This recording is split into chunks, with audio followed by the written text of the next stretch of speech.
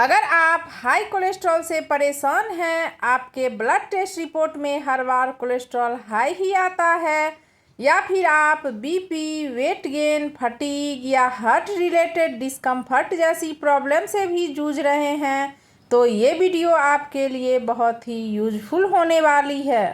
High cholesterol सिर्फ एक single problem नहीं है, बल्कि ये एक ऐसी कंडीशन है जो धीरे धीरे बॉडी के अंदर कई और सीरियस हेल्थ इशू को इनवाइट कर सकती है, जैसे कि हार्ट डिजीज, स्ट्रोक का रिस्क, टाइप 2 डायबिटीज के चांसेस, ओबेसिटी और मेटाबॉलिक इम्बैलेंस और ब्लड सर्कुलेशन से रिलेटेड प्रॉब्लम्स। आज के टाइम में बदलते लाइफस्टाइल, स्ट्रेस, फिजिकल एक्टिविटी की कमी और अनहेल्दी डाइट की वजह से कोलेस्ट्रॉल का हाई होना बहुत कॉमन हो गया है।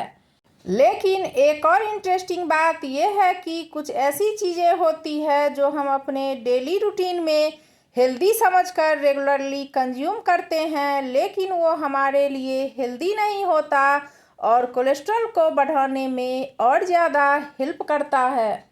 इस वीडियो में मैं बात करने वाली हूँ कुछ ऐसे फूड्स के बारे में जो हाई कोलेस्ट्रॉल वाले लोगों को अवॉइड करनी चाहिए, बिल्कुल भी उसे कंज्यूम नहीं करना चाहिए। आप वीडियो को एंड तक ज़रूर देखें, क्योंकि हर पॉइंट आपके हेल्थ को डायरेक्टली इम्पैक्ट कर सकता है।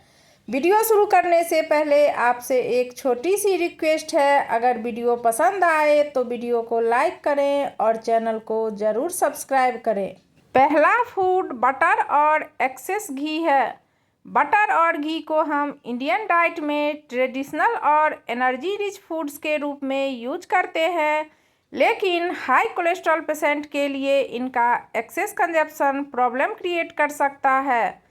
दोनों ही फूड्स में हाई अमाउंट में सैचुरेटेड फैट्स होते हैं, जो बैड कोलेस्ट्रॉल को इंक्रीज करने में कंट्रीब्यूट करता है। जब बॉडी में बैड कोलेस्ट्रॉल बढ़ता है तो आर्टरीज नैरो होने लगती है और हार्ट पर प्रेशर बढ़ता है।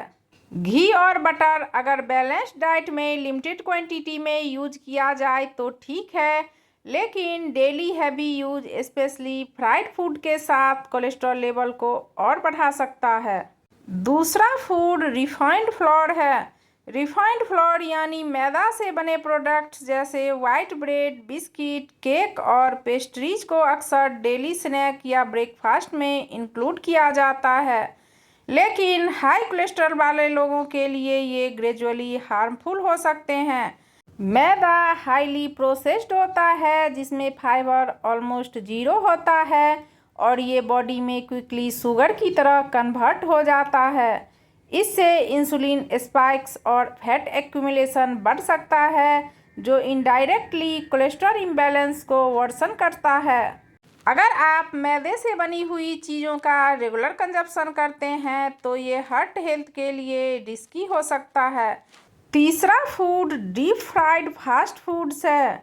डीप फ्राइड फास्ट फूड जैसे समोसा, पकौड़ा, कचौड़ी और फ्रेंच फ्राइज इंडियन डाइट में बहुत कॉमन है, लेकिन हाई कोलेस्ट्रॉल पेशेंट के लिए ये एक साइलेंट किलर की तरह हो सकते हैं। इन फूड्स को बार बार सेम तेल में फ्राई किया जाता है, जिससे कि बैड कोलेस्ट्रॉल को ये रैपिडली इंक्रीज करते हैं। ये फैट्स आर्टरीज में प्लक बिल्डअप को फास्ट कर देते हैं, जिससे हार्ट अटैक और स्ट्रोक का रिस्क काफ़ी बढ़ जाता है।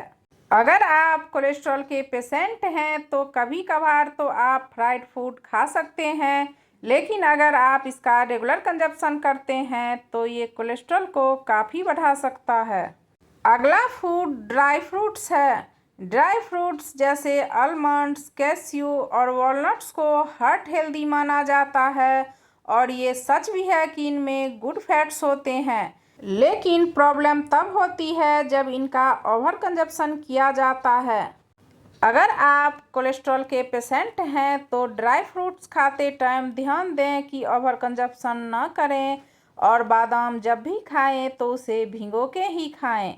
अगला फूड वाइट राइस है। वाइट राइस को इंडियन डाइट में स्टेबल फूड माना जाता है और ये इजीली डाइजेस्ट होने वाला होता है, इसलिए लोग इसे हेल्दी भी समझते हैं। लेकिन हाई कोलेस्ट्रॉल वाले लोगों के लिए इसका एक्सेस कंजप्शन प्रॉब्लम क्रिएट कर सकता है। वाइट राइस हाईली रिफाइंड होता है, जिसमें फाइबर बहुत कम होता है, जिसकी वजह से ब्लड शुगर स्पाइक और फैट स्टोरेज बढ़ सकता है। अगर आप इसका रेगुलर कंजप्शन करते हैं तो ये लॉन्ग टर्म में वेट गेन को इंक्रीज कर सकता है और कोलेस्ट्रॉल को इम्बैलेंस कर सकता है। अगर आप कोलेस्ट्रॉल के पेशेंट हैं तो वाइट राइस की जगह ब्राउन राइस खाएं, जो हार्ट हेल्थ को सपोर्ट करते हैं। अगला फूड फ्रूट जूस है। फ्रूट जूस को लोग हेल्दी ऑप्शन समझकर रेगुलरली कंज्यूम करते हैं, स्पेशली 100% नेचुरल या नो शुगर एडेड लेबल देखकर। लेकिन रियलिटी में जूस बनाने के प्रोसेस में फाइबर रिमूव हो जाता है और कॉन्सनट्रेटेड शुगर रह जाता है।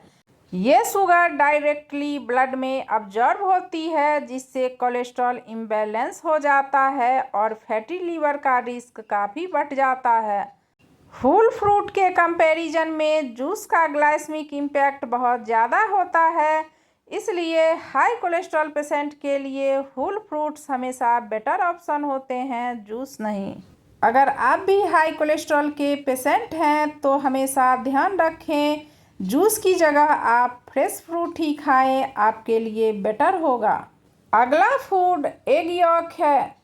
एग प्रोटीन का एक्सीलेंट सोर्स है, लेकिन प्रॉब्लम एग के यॉक में होती है। एग यॉक में हाई डाइटरी कोलेस्ट्रॉल होता है, जो कुछ लोगों में ब्लड कोलेस्ट्रॉल लेवल को इंक्रीज कर सकता है, स्पेशली उन लोगों में जिनका ऑलरेडी बैड कोलेस्ट्रॉल हाई है। अगर आप भी daily multiple egg York consume करते हैं तो बॉडी में कोलेस्ट्रॉल लोड बढ़ सकता है, जो आर्टरीज को नैरो करने और हार्ट डिजीज का रिस्क को इंक्रीज करने में हेल्प करता है। एग वाइट सेफ है और प्रोटीन रिच होते हैं, इसलिए उनका यूज बेटर ऑप्शन है, लेकिन यॉक का एक्सेसिव इंटेक कोलेस्ट्रॉल पेशेंट के लिए रिस्की हो सकता है। अगर आप भी अंडा खाना पसंद करते हैं और कोलेस्ट्रॉल के पेशेंट हैं तो ध्यान रखें, जब भी अंडा खाएं, अंडे का पीला वाला साइड निकाल दें और वाइट वाला साइड ही खाएं। ये थे कुछ सिंपल से फूड। अगर आप इन्हें अपनी डेली डाइट में अवॉइड करते हैं तो आप अपने कोलेस्ट्रॉल लेवल को कुछ हद तक कंट्रोल कर सकते हैं। अगर आपको ये वीडियो इन्फॉर्मेटिव लगी हो तो प्लीज़ वीडियो को लाइक करें और चैनल को ज़रूर सब्सक्राइब करें। कमेंट करके ज़रूर बताएं कि आप या आपके फैमिली में से भी कोई कोलेस्ट्रॉल से परेशान है क्या।